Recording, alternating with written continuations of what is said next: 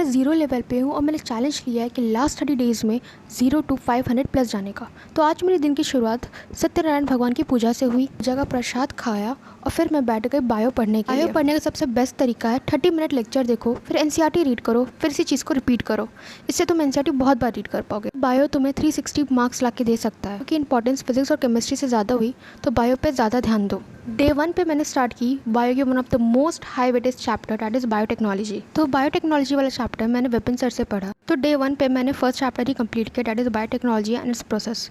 Second chapter मैं next day करूँगी। तो ये चैप्टर कंप्लीट करने के बाद मैंने इसकी एनसीईआरटी रीडिंग की और फिर कुछ और क्वेश्चंस लगाए। इसी तरह डे 1 पे बायोटेक चैप्टर तो कम से कम कंप्लीट हुआ मेरा। इसी के साथ डे 1 पे मैंने एक चैप्टर कंप्लीट किया बायो का। उसके बाद मैं पढ़ने बैठ के one of the most important subject, that is physics. Physics में मैंने स्टार्ट किया हाई वेटेज चैप्टर से, that is dual nature and obviously last 30 days में हाई वेटेज चैप्टर्स को ज़्यादा इंपॉर्टेंस देना पड़ेगा rather than completing all the chapters. जितना पढ़ी उसके थोड़े बहुत क्वेश्चन सॉल्व किए मॉड्यूल से। मोस्ट ऑफ द क्वेश्चंस बन रहे थे। 100% टारगेट तो कंप्लीट नहीं हो पाया, पर कुछ तो लिटिल प्रोग्रेस हुआ। Hope you all also do 1% better than yesterday. That's it for today. और आप लोग कैसे कर रहे हो प्लीज़ कमेंट सेक्शन में बताना।